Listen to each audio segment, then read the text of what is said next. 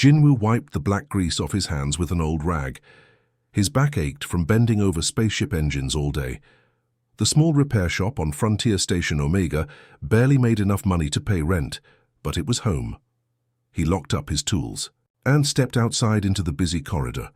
The space station buzzed with activity. Traders hurried past carrying strange cargo from distant worlds. Children ran between the metal walls, their laughter echoing off the ceiling. Different, alien species walked together, creating a colorful mix of beings from across the galaxy. Jinwoo's stomach growled loudly. He had skipped lunch again to finish fixing a broken hyperdrive. The food court was just around the corner, and he could smell the familiar scent of noodles and grilled meat. His mouth watered as he imagined his favorite meal. But as he turned the corner, something made him stop. Near the garbage containers, away from the bright lights and happy crowds, sat a figure hunched over in the shadows. At first, Jinwoo thought it might be a pile of old clothes. Then the figure moved slightly, and he realized it was someone sitting there. The being had pale blue skin that looked almost gray under the dim lighting, long, thin arms wrapped around equally thin legs. The creature's clothes were torn and dirty, hanging off its skinny frame like rags on a scarecrow. Most people walking by either didn't notice or quickly looked away when they did. Jinwoo had seen this species before. They were called Villani, and they usually dressed in expensive robes and acted like they owned the universe. This one looked nothing like the proud aliens he knew. This one looked broken. The creature's head lifted slightly as Jinwoo approached. Large, dark eyes stared up at him with a mixture of fear and hope. The alien's face was gaunt, cheekbones sharp under stretched skin. It had clearly been a long time since this being had eaten a proper meal. "Hey there," Jinwoo said softly, crouching down to be at eye level. "You okay?" The alien's eyes widened in surprise.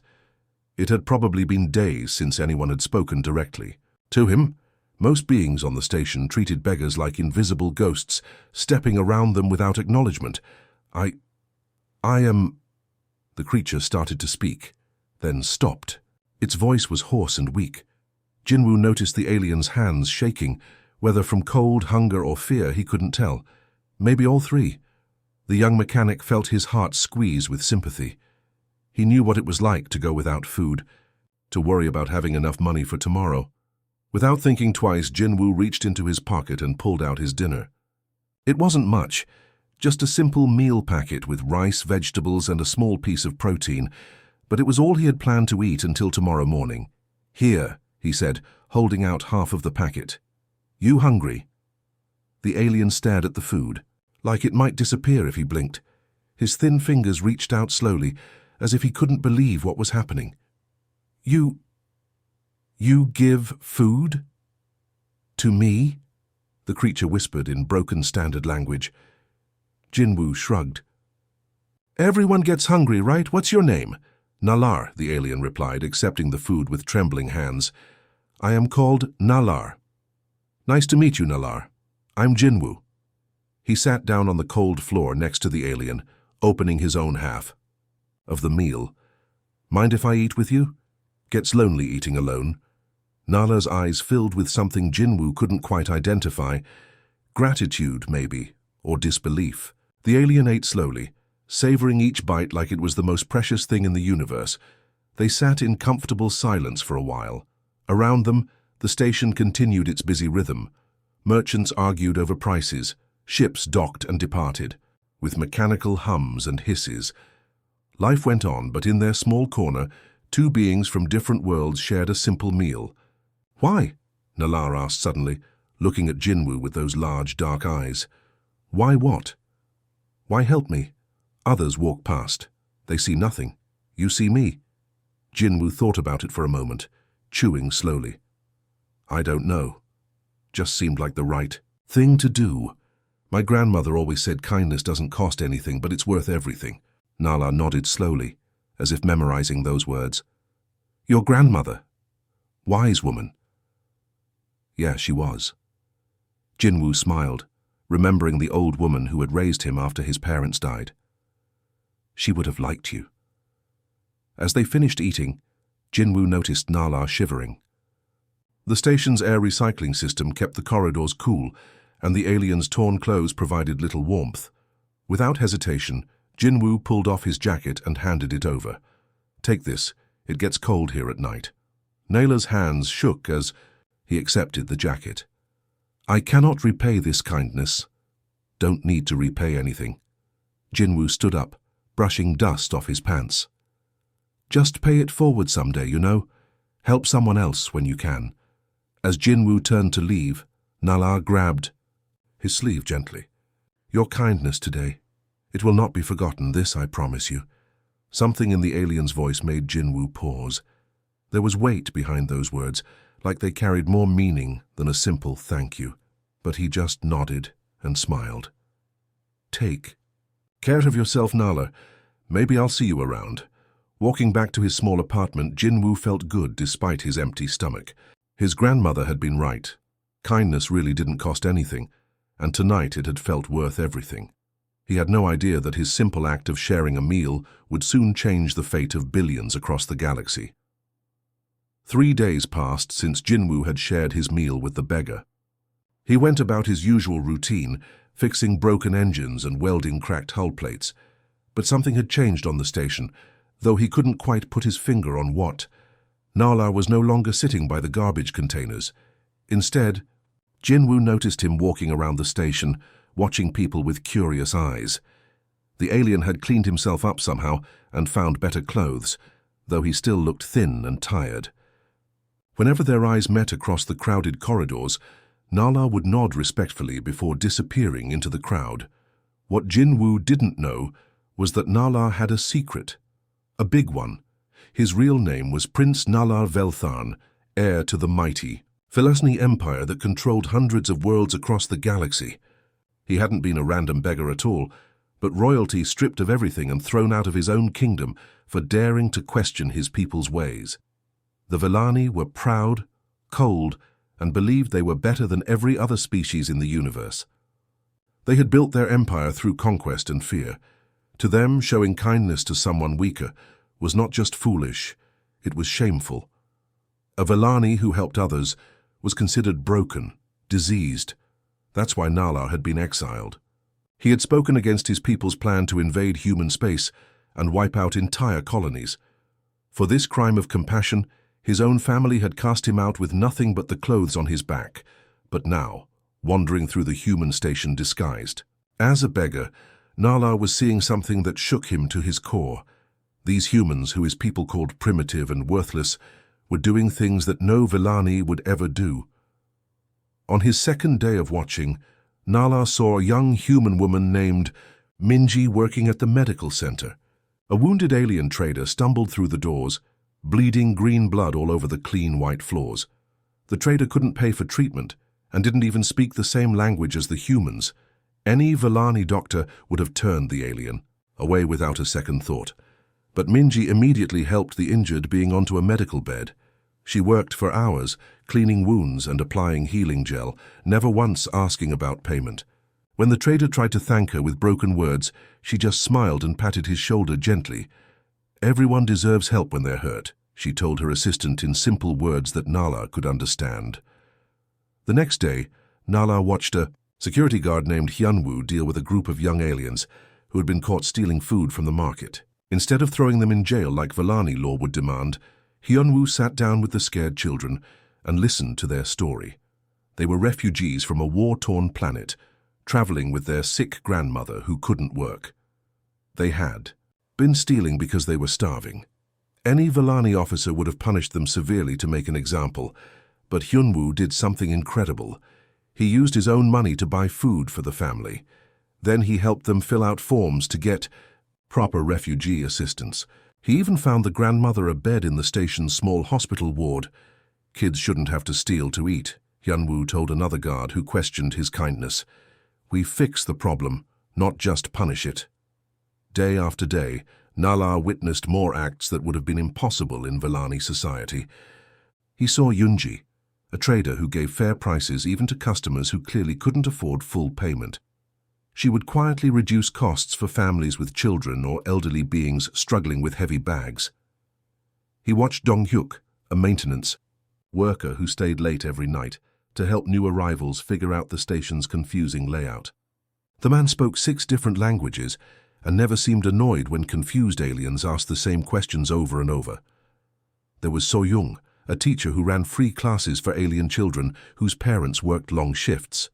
She taught them not just human language and customs, but also celebrated their own cultures, encouraging them to share stories and songs from their home worlds. Each act of casual kindness hit Nala like a physical blow. These humans helped strangers without expecting anything in return. They saw someone in need, and their first instinct was to help, not to judge or ignore. The most shocking part was how normal it all seemed to them. When Nala tried to thank Minji for her work with the injured trader, she looked confused. "Why are you thanking me? I was just doing my job." "But you helped someone who couldn't pay you back," Nala pressed. "So? That's what doctors do. We help people." She said it like it was the most obvious thing in the world. This was completely opposite to everything Nala had been taught about human nature. His people's propaganda claimed humans were selfish, violent, and concerned only with their own survival. The Vellani Empire justified their planned invasion by saying they would be putting these savage beings out of their misery. But what Nala saw instead was a species that had somehow built strength through gentleness, unity through helping others. They didn't see kindness as weakness. They saw it as simply being human. Late at night, sitting alone in a quiet corner of the station, Nala thought about Jinwoo's simple act of sharing food. It hadn't been special to the young mechanic. Just a normal human response to seeing someone hungry. That ordinariness was what made it so extraordinary. In Vellani culture, such kindness would have been headline news, a shocking break from normal behavior. But among humans, it was just Tuesday, as Nala watched the station's daily rhythm of small kindnesses and casual compassion. He realized something that would change everything. His people weren't just wrong about humans being weak. They were about to make the biggest mistake in galactic history. 2 weeks had passed since that first encounter, and Jinwoo was deep under the hood of a cargo hauler when he heard footsteps approaching his shop. He didn't look up at first, assuming it was another customer with a broken hyperdrive or a fried navigation system. "Excuse me, are you Jinwoo Park?" The voice was different now. Clear, confident, speaking perfect standard. Without the broken accent he remembered. Jinwoo wiped his hands on his coveralls and turned around. What he saw made him drop his wrench. 3 figures stood in his doorway. The one in front was Nala, but not the Nala he remembered. Gone were the torn clothes and hollow cheeks. Instead, the alien wore elegant robes of deep purple with silver threading that seemed to shimmer in the light. His pale blue skin now had a healthy glow, and his once sunken eyes were bright and alert. Behind him stood 2 other Vellani, both tall and imposing in ceremonial armor that looked like it cost more than Jinwoo made in a year. Their faces were stern, unreadable masks that gave away nothing. "Nala?" Jinwoo asked, confused. "You look really different." "Yes, I imagine I do." Nala stepped forward, and something in his posture had changed too. He carried himself with the bearing of someone used to being obeyed, someone important. "There are things I need to tell you, things about who I really am." Jinwoo felt a cold knot forming in his stomach. Nothing good ever started with those words. "Okay, but can we talk somewhere private? My neighbors are already gossiping about the fancy aliens visiting my shop." Nala nodded and gestured to his companions. They stepped outside to stand guard. While Nala followed Jinwoo into the small back room where he kept his tools and spare parts. "The truth is," Nala began, his voice heavy with something that might have been shame, "I haven't been entirely honest with you. My full name is Prince Nala Velthan of the Vellani Empire." Jinwoo blinked. "Prince? Like actual royalty prince?" "Yes. I'm heir to one of the most powerful civilizations in this galaxy. We control over 300 worlds and have a military force that could crush most species without breaking stride." The words hung in the air between them. Jinwoo sat down, heavily on a crate of engine parts, trying to process what he was hearing. "So when I found you by the garbage containers, I had been exiled from my homeworld," Nala explained, "stripped of my titles, my wealth, everything. Cast out because I dared to question our ways." "What did you question?" Nalar's expression grew dark. 3 months from now, my people plan to launch the largest military campaign in our history. We're going to invade human space. Every human colony, every station, every world where your people have settled. The goal is complete conquest. Jinwoo felt like the floor had dropped out from under him. What? Why would they do that? Because we believe humans are inferior, weak, savage. Our leaders think your species is a threat to galactic order that needs to be eliminated before you can spread further. Nala's voice grew quiet. They estimate 50 billion human lives will be lost in the first wave alone. The number was so huge that Jinwoo couldn't really understand it. 50 billion people, men, women, children, families like his own. All of them marked for death by a species that considered itself superior. And you opposed this? Jinwoo asked weakly. I stood before the High Council and argued that perhaps we should try diplomacy first. I suggested that maybe humans weren't the monsters our propaganda claimed. Naylor laughed bitterly. For this crime of suggesting mercy, my own father declared me a traitor and had me exiled with nothing. Jinwoo stared at his hands, trying to make sense of it all. But why are you telling me this? I'm just a mechanic. I fix engines and patch hull plates. I don't know anything about galactic politics or stopping wars. Because, Nala said, moving closer, in the 2 weeks since you showed me kindness, I've been watching your people, really watching them, and everything I was taught about humans is wrong. He began to pace in the small space, his elegant robes swishing with each step. I've seen your doctors treat alien patients they've never met before, asking nothing in return. I've watched your teachers help refugee children learn new languages while celebrating their old cultures. I've seen security guards turn thieves into friends and traders give fair deals to people who can barely afford anything. Nala stopped pacing and looked directly at Jinwoo. But it all started with you, one human mechanic who saw a hungry stranger and shared his dinner. No questions asked, no judgment passed, just simple automatic kindness. I still don't understand what this has to do with stopping a war, Jinwoo said, though his heart was starting to race. The Vellani High Council believes humans are selfish and primitive, because that's what our scouts have reported for decades. They watch your wars, your conflicts, your worst moments. But they've never seen what I've seen here. They don't know about the quiet kindness that happens every day. Nala pulled out a small device that projected holographic images into the air between them. I've been recording everything. Every act of compassion, every moment of mercy, every time a human chose to help instead of hurt. I have proof that your species isn't what we thought. The holograms showed scene after scene of life on the station. Minji helping injured aliens. Hyunwoo caring for refugee children. Soyoung teaching her mixed classes. Dozens of other humans doing small, kind things that would never make the news, but that happened every single day. The council meets in 6 weeks to give final approval for the invasion, Nala continued. If I can get this evidence to them, if I can show them what humans really are, maybe I can change their minds. Jinwoo looked at the floating images, seeing his neighbors and friends captured in moments of simple decency. You really think this could work? I don't know, Nala admitted. The council hasn't changed a major decision in over 2 centuries, but I have to try, and I need your help. My help? What can I possibly do? Your act of kindness started all of this.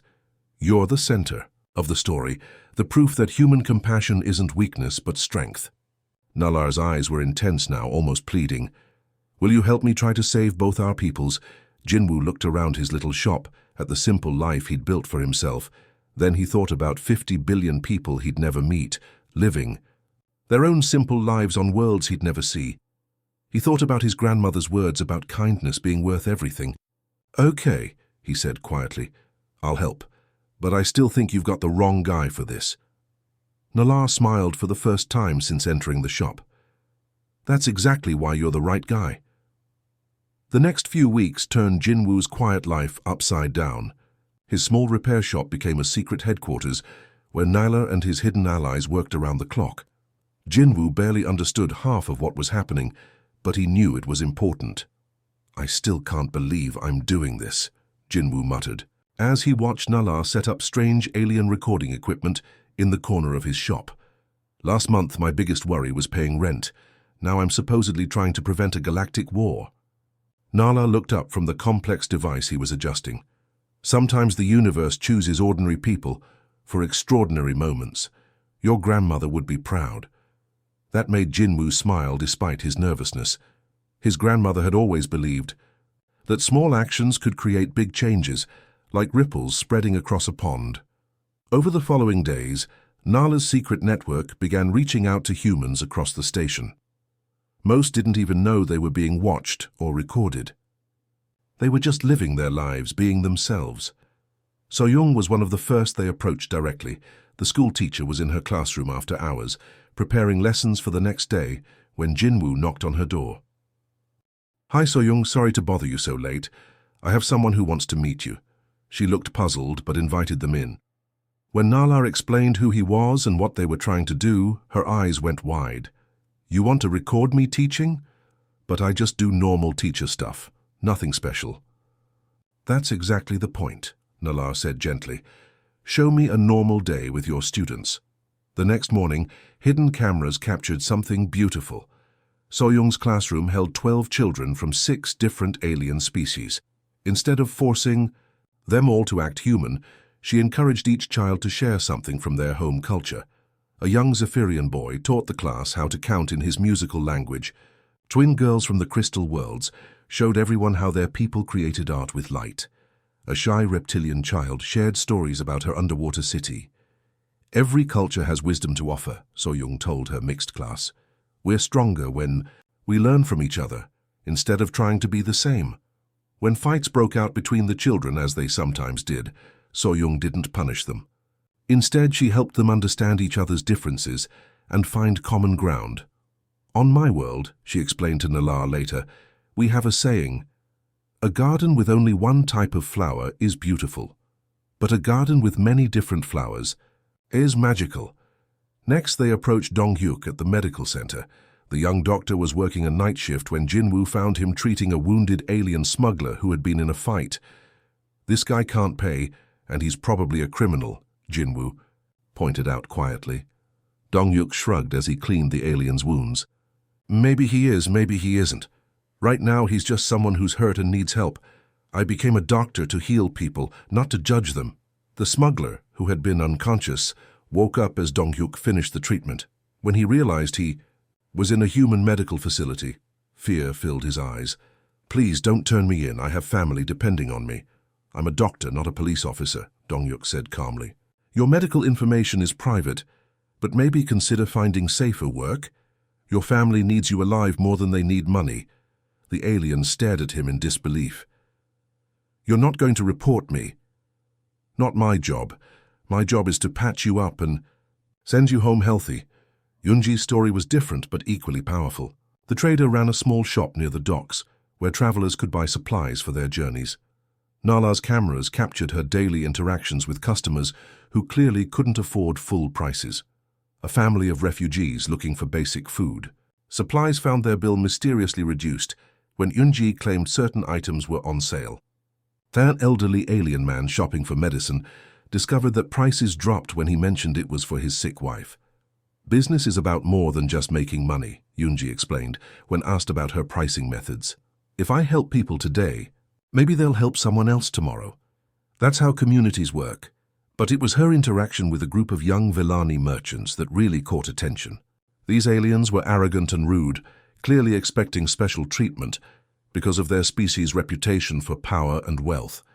Instead of getting angry or refusing to serve them, Yunji remained polite and professional. When they complained about her prices being too high, she calmly explained the value of each item. When they made insulting comments about human intelligence, she simply smiled and continued working. "Why do you tolerate their disrespect?" Nala asked her later. "Because getting angry wouldn't help anything," Yunji replied. "They're far from home, probably scared even if they won't admit it. Acting nasty is often how people deal with fear. Kindness works better than anger for changing minds." As the recordings piled up, Nala worked with his secret allies to prepare the final presentation. Hidden supporters within the Villani government had been quietly building support for reconsidering the invasion. "The timing has to be perfect," Nala explained to Jinwoo as they reviewed hours of footage. The High Council meets in 3 days to give final approval for the military campaign. This is our only chance. Jinwoo watched himself on the screen, sharing his simple meal with a beggar. It still seemed surreal that such a small moment could be so important. What if it doesn't work? He asked. Then billions of people die, and the galaxy becomes a darker place, Nala said simply. But if it does work, everything changes. Not just for humans and Vellani, but for every species watching to see what happens next. The final recording session took place in Jinwoo's shop. Nala interviewed him about that first night, asking him to explain his motivations. I don't really have motivations, Jinwoo said, uncomfortable being the center of attention. I saw someone who was hungry and I had food. It's not complicated. But why risk helping a stranger? He could have been dangerous, Jinwoo thought about it. My grandmother raised me after my parents died. She used to say that kindness is like breathing. You don't think about it, you just do it because you're alive. She taught me that every person you meet is fighting battles you know nothing about. The least you can do is not make their day worse. And if you could say something to the Vellani High Council? Jinwoo looked directly into the camera. I'd tell them that strength isn't about who can hurt the most people. Real strength is choosing to help when you could choose to hurt. That's what makes us human. Not our technology or our weapons, but our choice to care about each other. As the transmission prepared to launch toward the Vellani homeworld, disguised within routine diplomatic communications, Jinwoo felt the weight of what they were attempting. Somewhere, in space, a massive invasion fleet was preparing to destroy everything he'd ever known. Their only hope was that a handful of recordings showing human kindness could change the minds of beings who had never valued mercy. It seemed impossible. But then again, so had the idea that sharing lunch with a stranger could start a galactic revolution. Ready? Nala asked, his hand hovering over the transmission controls. Jinwoo nodded. Let's see if kindness really can change the universe. The signal launched into the darkness, carrying with it the hopes of 2 species and the simple truth that compassion might be stronger than conquest. The waiting was the hardest part. 3 days passed after they sent the transmission, and Jinwoo couldn't focus on anything. He tried to work on the broken engines in his shop, but his hands shook every time he picked up a tool. Every time he heard footsteps in the corridor, his heart jumped, wondering if it was news about the invasion. Nala paced around the station like a caged animal. The prince had shed his royal robes for simple clothes again, trying to blend in while they waited for word from his homeworld. His 2 guards remained hidden, ready for either celebration or a very quick escape. What's taking so long? Jinwoo asked on the 3rd evening, finding Nala staring out at the stars through one of the station's viewing windows. The High Council doesn't make quick decisions, Nala replied, though his voice was tight with worry. They'll debate every word, analyze every recording, argue about every detail. Some of them have been planning this invasion for decades. Do you really think it could work? Before Nala could answer, his communication device buzzed. A holographic message appeared in the air, showing another Vellani in elaborate robes. Nala's face went pale as he listened to words in his own language that Jinwoo couldn't understand. What is it? Jinwoo asked when the message ended. The vote happened 2 hours ago, Nala said quietly. 7 council members voted to halt the invasion. 6 voted to proceed as planned. Jinwoo felt his knees go weak with relief. We did it? We actually did it. The invasion is stopped, Nala confirmed, but his expression was strange. But that's not all. The council has done something unprecedented in our history. They voted to make direct diplomatic contact with humanity, not as conquerors but as equals seeking to understand. Over the next few days, the news spread across the galaxy like wildfire. The mighty Vellani Empire, known for centuries of conquest and domination, had called off their largest military campaign ever. Instead, they were sending diplomats to establish peaceful relations with the species they had planned to destroy. Word reached the human colonies within hours. On worlds that had been preparing for invasion, celebrations broke out in the streets. Families who had been saying goodbye to their soldiers instead welcomed them home. Children who had been practicing evacuation drills went back to playing in parks. But the biggest changes happened on Frontier Station Omega itself. The first Villani diplomatic ship arrived a week later, causing a sensation among the station's residents. These weren't the cold, arrogant Villani that most people knew. These diplomats came asking questions, wanting to learn about human culture and values. They interviewed So-young about her teaching methods, amazed by how she celebrated diversity instead of demanding conformity. They spent hours with Dong-hyuk at the medical center, watching him treat patients from dozens of different species with equal care. On our worlds, medical treatment depends on your social status, one diplomat explained to Dong-hyuk. How do you decide who deserves care? Everyone deserves care, Dong-hyuk replied simply. That's not a decision to make. That's just medicine. Yoonji found herself hosting Villani traders who wanted to understand her business practices. They couldn't comprehend how she stayed profitable while being so generous to customers who couldn't pay full price. But if you give discounts to everyone who asks, how do you make money? They asked. I don't give discounts to everyone, Yoonji explained patiently. I give them to people who need them.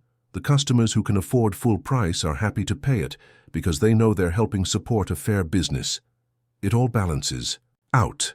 The Villani took notes on everything, as if they were studying a completely new form of mathematics where kindness somehow added up to strength. Jinwoo found himself in the strangest position of all. Overnight, he had become the most famous mechanic in the galaxy. News crews from dozens of worlds came to interview the human whose simple act of sharing food had prevented a war. I still don't understand what the big deal is, he told one reporter. I just gave someone my lunch.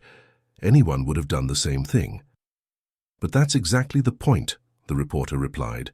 To humans, kindness is so normal that you don't even think it's special.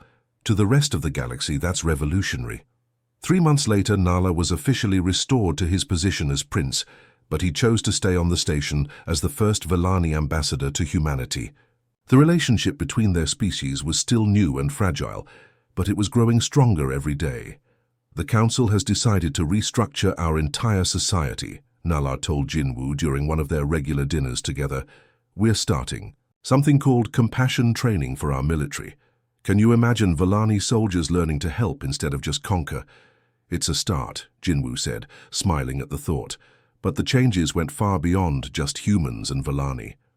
Other species across the galaxy had watched the unprecedented transformation with fascination. If the proud Villani Empire could change their ways, maybe there was hope for different approaches to old problems. The Zephyrian Confederation opened their first humanitarian aid program.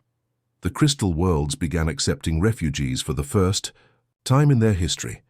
Even the warlike plasma clans started negotiating instead of just fighting over disputed territories. It's like the whole galaxy is waking up, So-young observed during a teachers' meeting where they were planning the first interspecies educational exchange program. Jinwoo's repair shop had become something of a pilgrimage site. Beings from across the galaxy would stop by hoping to meet the mechanic who had changed everything. Most of the time they found him doing exactly what he'd always done, fixing broken things and treating everyone with simple kindness. Do you ever regret it? Nala asked him one evening as they watched ships come and go from the station's docks. You could have stayed anonymous, lived a quiet life. Jinwoo thought about it while watching a group of mixed-species children playing together in the corridor. Human kids laughing with young Villani, Zephyrian families sharing meals with Crystal, world traders, a future that looked brighter than anyone had dared to imagine. My grandmother used to say that kindness is like planting seeds, he said finally. You never know which ones will grow into mighty trees. I'm just glad this one did. The galaxy had learned something important from one human's simple choice to share his dinner with a stranger. Sometimes the smallest acts of compassion can reshape the stars themselves. And in a universe that had forgotten the power of kindness, that lesson was worth more than all the conquered worlds in existence. The great galactic order built on conquest and fear was crumbling, replaced by something unprecedented. Cooperation born from understanding that strength comes not from the ability to destroy, but from the choice to create, to help, to care. And it all started with lunch.